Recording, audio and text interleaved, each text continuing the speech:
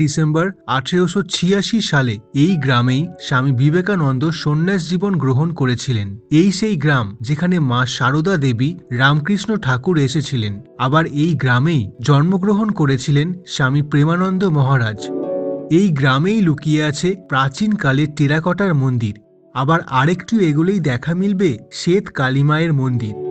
রয়েছে রামকৃষ্ণ মঠ। কোথায় অবস্থিত, কিভাবে এখানে আসবেন, ট্রেনে আসলে কোথায় নামবেন, এখানে ভোগ খাওয়ার ব্যবস্থা কি আছে, মন্দির কখন খোলা থাকে এবং তার সাথে অনেক ইতিহাস জানতে পারবেন। নমস্কার, আমি অরিত্র। আমার সাথে ঘুরে নিন হুগলি জেলার আঁতপুর এবং রাজবলহাট। সম্পূর্ণ ভিডিওটা দেখুন এবং ভালো লাগলে ভিডিওটায় একটা লাইক করে দিন।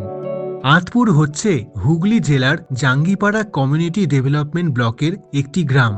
উত্তর দিকে তারকেশ্বর, পূর্ব দিকে ডানকুনি, পশ্চিম দিকে খানাকুল আর দক্ষিণ দিকে আমতা। আঁতপুরের অনেক ইতিহাস আছে। শোনা যায় মুঘল শাসনের সময় এই অঞ্চলের নাম ছিল ভিসা খালা। এই ভিসা খালায় দুজন মুসলিম জমিদার ছিলেন যাদের নাম আন্তুর খান এবং আনুর খান।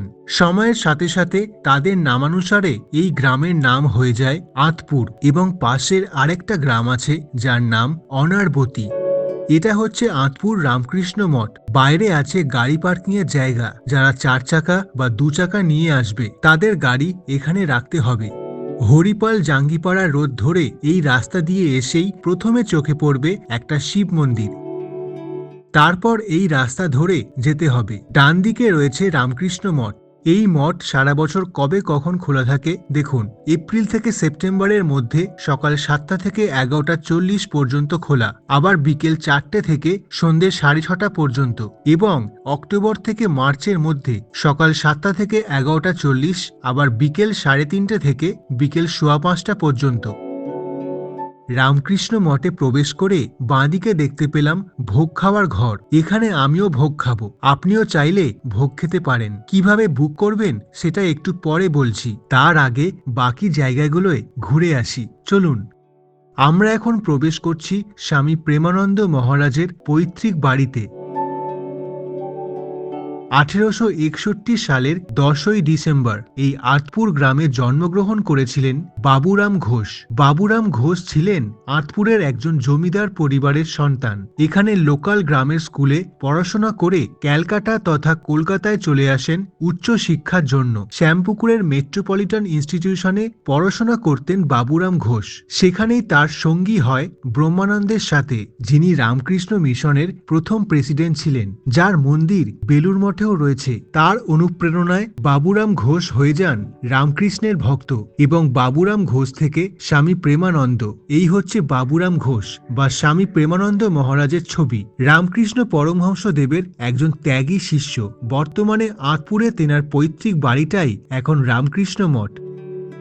এই দুর্গা মণ্ডপে প্রতি বছর দুর্গাপুজো হয়।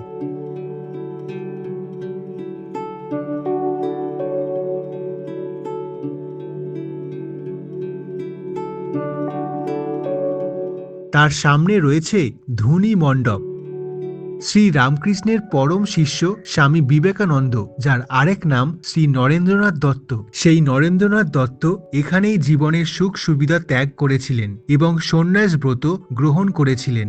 অর্থাৎ মেটেরিয়ালিস্টিক দুনিয়া ত্যাগ করে স্পিরিচুয়ালিস্টিক দুনিয়া বেছে নিয়েছিলেন। স্বামীজি এবং তার 8জন ভাই শিষ্যেরা পবিত্র আগুনের সামনে সন্ন্যাস ব্রত গ্রহণ করেছিলেন। তাই এই জায়গার বর্তমান নাম ধুনি মণ্ডপ। সেই 9জনের মধ্যে বাবুরাম ঘোষ অর্থাৎ প্রেমানন্দ মহারাজও ছিলেন।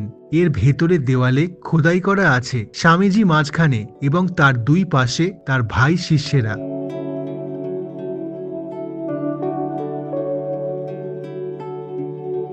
তারপরেই আছে স্বামীজি এবং মা সারদা দেবীর ঘর। চারপাশে সুন্দর ফুলের বাহার এবং গাছপালা দিয়ে সাজানো মনোমুগ্ধকর পরিবেশ। স্বামীজি এবং সারদা মা যখন এখানে আসতেন এই বাড়িতেই থাকতেন। সিঁড়ি দিয়ে উঠে ফার্স্ট ফ্লোর অর্থাৎ দোতলায় রয়েছে স্বামীজি এবং সারদা মায়ের ঘর। কি সুন্দর লাল রঙের মেঝে। এখানে রয়েছে স্বামী বিবেকানন্দের বেডরুম, তিনি যেখানে শয়ন করতেন।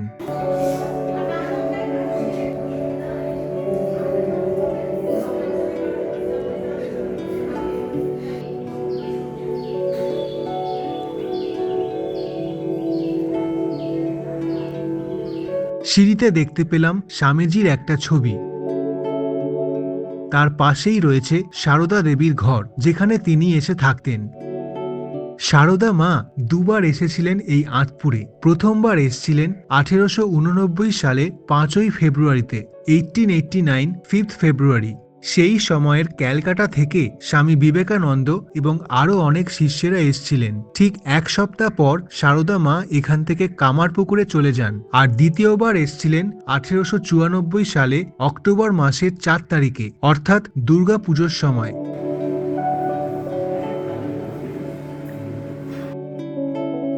ইনি হচ্ছেন মাতঙ্গিনী ঘোষ, স্বামী প্রেমানন্দ মহারাজের মা, অর্থাৎ বাবুরাম ঘোষের মা।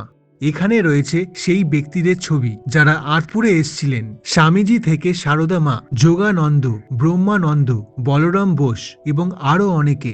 আপনিও আসুন, একদিন দেখে যান এই জায়গাটা। ভেতরে নিস্তব্ধ পরিবেশে চুপচাপ বসে প্রার্থনা করে যান। এই রামকৃষ্ণ মঠ 1965 সালে রামকৃষ্ণ প্রেমানন্দ আশ্রম হিসেবে চালু হয়েছিল। 1986 সালে এই আশ্রম রামকৃষ্ণ মঠের হয়ে যায়। এই এলাকায় যা যা সম্পত্তি আছে সবই রামকৃষ্ণ মিশন ট্রাস্টের। রামকৃষ্ণ মঠ প্রাঙ্গণ পরিষ্কার রাখবেন, চিৎকার চেঁচামেচি করবেন না, ধূমপান করবেন না, এই সুন্দর পরিবেশ সুন্দর রাখবেন, এটুকুই আবদার করে লেখা আছে এখানে। আর একটা মন্দির আছে ভেতরে, লক্ষ্মী নারায়ণ মন্দির। এটা হচ্ছে বাবুরাম ঘোষ বা স্বামী প্রেমানন্দ মহারাজের বংশের নিত্য পূজিত গৃহ দেবতা, অর্থাৎ তিনার পরিবার পূর্বপুরুষরা যেই দেবীকে পুজো করে আসতেন। সিঁড়ি দিয়ে ওপরে উঠে দেখে এলাম। রামকৃষ্ণ মঠের বাইরে দেখলাম লেখা আছে নরেন্দ্র সরোবরের পথ, অর্থাৎ স্বামীজি যখন এখানে আসতেন একটা পুকুর বা দিঘিতে তিনি স্নান করতে যেতেন তিনার ভাই শিষ্যদের সাথে। সেই পুকুরকে বর্তমানে বলা হয় নরেন্দ্র সরোবর। কিছুটা জঙ্গল ঝোপঝাড় গাছপালার মধ্যে দিয়ে এগিয়ে দেখে আসলাম সেই পুকুর বা দিঘি। লোকাল মানুষেরা এই দিঘিকে পবিত্র দিঘি বলে মানে। মঠের পাশে এই রাস্তা দিয়ে এবারে আমরা যাব আর একটা ঐতিহাসিক জায়গা দেখতে। তার আগে বলি এখানে কিভাবে ভোগ গ্রহণ করবেন। প্রতিদিন সকাল 11টা বেজে 45 মিনিটে, অর্থাৎ বেলা 11:15টায় ভোগ খাওয়া শুরু হয়। তার মধ্যে আপনাকে আসতে হবে। উপরে এই নাম্বারটায় একদিন আগে যোগাযোগ করে জানিয়ে দেবেন কতজন আসবেন, তাহলে খুব ভালো হয়। এবং ভোগ খাওয়ার মূল্য 100 টাকা ধরে। যোগাযোগের নম্বর 0321225925। ভোগে দিয়েছিল ভাত, শাক, এটা গাঠি কচু, সঙ্গে আলু, তারপর পায়েস আর চাটনি। খাওয়ার পর বাইরে এসে পাতাগুলোকে এখানে এসে ফেলতে হবে। এখানে চাইলে আপনি থাকতেও পারেন। এই হচ্ছে রামকৃষ্ণ মঠের গেস্ট হাউস। এর নাম শান্তি ভবন। যোগাযোগ করে বুক করতে পারেন। এবারে আমরা যাচ্ছি আর একটা ঐতিহাসিক জায়গা দেখতে। চলুন, কি সুন্দর প্রাকৃতিক চিত্র, সবুজ গাছপালা, পুকুর এবং গ্রাম্য পরিবেশ দিয়ে হেঁটে চলেছি। একটু এগিয়েই দেখতে পেলাম সুন্দর একটি বাগান।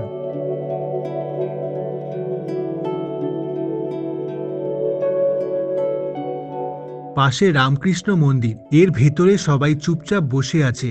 ভেতরে আছে রামকৃষ্ণ, স্বামীজি, মা সারদার ছবি। পাশে রয়েছে একটি সুন্দর পুকুর। গ্রাম্য চিত্র দেখতে কি ভালোই না লাগে।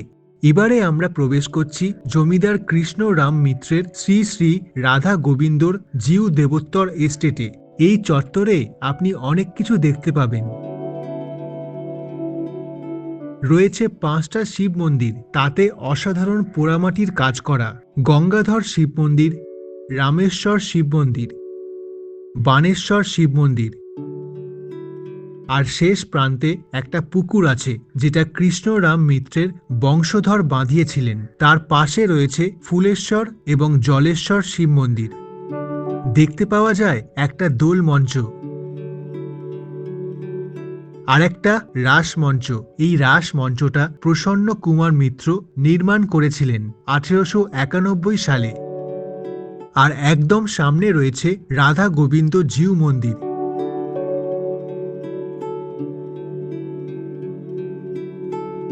মন্দিরের বাইরে আছে ঝড়ে পড়ে যাওয়া একটা গাছ। বলা হয় এই গাছের তলায় রামকৃষ্ণ দেব অবস্থান করেছিলেন। এখন সেই গাছ ঝড়ে পড়ে গেছে। 1854 সালে এই গ্রামে পা রেখেছিলেন গদাধর অর্থাৎ শ্রীরামকৃষ্ণ। তিনি এখানে কালুভুলুর বাড়িতে আসেন। কালু হচ্ছে কালী প্রসন্ন মিত্র আর ভুলু হচ্ছে উমা প্রসন্ন মিত্র। আঁতপুরের মিত্র বাড়িতে শ্রী রামকৃষ্ণ ছিলেন। এখানকার জমিদার ছিলেন মহাত্মা কৃষ্ণরাম মিত্র। তিনি ছিলেন বর্ধমানের রাজা কীর্তিচাঁদের দেওয়ান। তিনি 1786 সালে তৈরি করেছিলেন এই রাধা গোবিন্দ জিউ মন্দির। মিত্র বাড়ির ভেতরে 57 ফুট উচ্চতার রাধা গোবিন্দ মন্দির। মন্দিরের 3টে দিকেই দুর্দান্ত টেরাকটার বা পোড়ামাটির কাজ। মন্দির নির্মাণের জন্য শিল্পীদের বাঁকুড়া এবং নদিয়া জেলা থেকে আনা হয়েছিল। মন্দিরটি সম্পূর্ণ গঙ্গা মাটি এবং গঙ্গা জল দিয়ে তৈরি।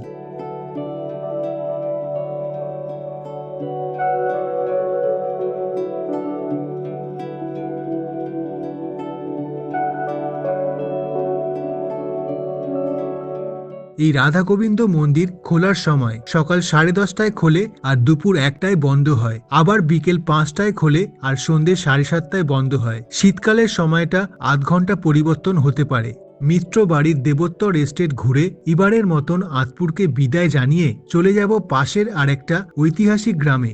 তবে তার আগে আপনাকে বলে দিই যে এখানে কিভাবে আসবেন। এই আঁতপুর এমন এক গ্রাম যার আশেপাশে কোনো রেল স্টেশন নেই, তবুও কাছাকাছি রেল স্টেশন হচ্ছে হরিপাল রেল স্টেশন, যেটা শেওড়াফুলি বিষ্ণুপুর লাইনের মধ্যে পড়ছে, আরামবাগ তারকেশ্বর লাইনে। হরিপাল স্টেশনের বাইরে থেকে বাস, অটো, টোটো এমনকি ট্রেকারও পেয়ে যাবেন আঁতপুরে আসবার।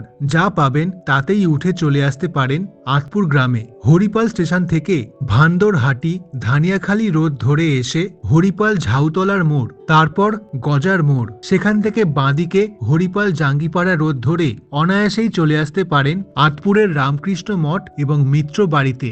হরিপাল থেকে আঁতপুরের দূরত্ব 13 কিলোমিটার। এছাড়াও আপনি চাইলে হাওড়া থেকে বাসেও আসতে পারেন। হাওড়া রাজবলহাটের বাস রয়েছে, সেক্ষেত্রে আপনি প্রথমে রাজবলহাট ঘুরে তারপর আঁতপুরে আসতে পারেন। আঁতপুর থেকে রাজবলহাটের দূরত্ব মাত্র 6 কিলোমিটার। তাহলে এবারে চলুন রাজবলহাটে। একসময় এই রাজবলহাট ছিল ভুরসুত রাজ্যের রাজধানী। এই ভুরসুত রাজ্য হচ্ছে বর্তমানে যেটা হাওড়া এবং হুগলি জেলার অংশ। 15 শতাব্দী থেকে 18 শতাব্দীর মধ্যে এই ভুরসুত রাজ্য ছিল এই হাওড়া এবং হুগলি জেলায়, যার আরেক নাম ভুরি শ্রেষ্ঠ রাজ্য, যারা বাংলা ভাষাতেই কথা বলতো। সেই রাজবলহাট গ্রামে রয়েছে দেবী রাজবল্লভীর মন্দির। বিশ্বাস করা হয় এই রাজবলহাট গ্রামের নামটা দেবী রাজবল্লভীর নাম থেকে রাখা হয়েছে। দেবী রাজবল্লভী হচ্ছে মা কালীর এক রূপ। এখানে দেবীর সাদা রঙের মূর্তি, তাই এই দেবী পরিচিত শ্বেতকালী নামে। মন্দিরের বাইরে আছে পুজো দেওয়ার জন্য ডালা কেনার দোকান। গাড়ি, বাইক পার্ক করা আছে সারি সারি। আমি 20 টাকা দিয়ে আখের রস খেলাম। এই হচ্ছে মন্দিরে ঢোকার গেট। বেশ অন্যরকম সুন্দর লাগছে। চারপাশের আবহাওয়া খুব সুন্দর। মন্দির চত্বরে কিছু 8চালা শিব মন্দির রয়েছে। ত্রিম্বাকেশ্বর, সোমেশ্বর শিব মন্দির। মাঝখানে আছে নাট মন্দির। প্রচুর ভক্তরা এসে বিশ্রাম করছে। 2 কোণায় আছে আরো কিছু শিব মন্দির, আর একদম সামনে রয়েছে রাজবল্লভী দেবীর মন্দির। শোনা যায় 16 শতাব্দীর এই মন্দির। 6 ফুটের রাজবল্লভী মা, মায়ের বাঁ পা বিরূপক্ষ মহাদেবের মাথার ওপরে এবং ডান পা রয়েছে মহাকাল ভৈরবের বুকের ওপর। 500 বছরের ইতিহাস আজ অনেকটাই মুছে গেছে। সামনে রয়েছে বলি দেওয়ার জায়গা। ভোগের কুপন 40 টাকা। সকাল 10টা বা 11টায় এসে ভোগের কুপন নিতে হবে। পাশে রয়েছে ভোগ খাওয়ার জায়গা। মন্দিরের পেছন দিকে আছে পবিত্র পুকুর। এখানে ভক্তরা এসে স্নান করে। এখানে চাইলে আপনি মায়ের জন্য শাড়ি কিনতে পারেন। সময় হয়ে গেছে, এবার ফিরতে হবে। রাজবলহাটের রাজবল্লভী মাকে প্রণাম জানিয়ে ফিরে যাব। মনটা একটু ভারী হয়ে গেল, তবে আবারও আসবো এখানে। সঙ্গে থাকবেন এই চ্যানেলের। আরো নতুন নতুন জায়গার ভিডিও দেখতে এই চ্যানেল সাবস্ক্রাইব করে রাখুন। আপনি ভালো থাকুন এবং সাবধানে ঘুরতে থাকুন। ধন্যবাদ।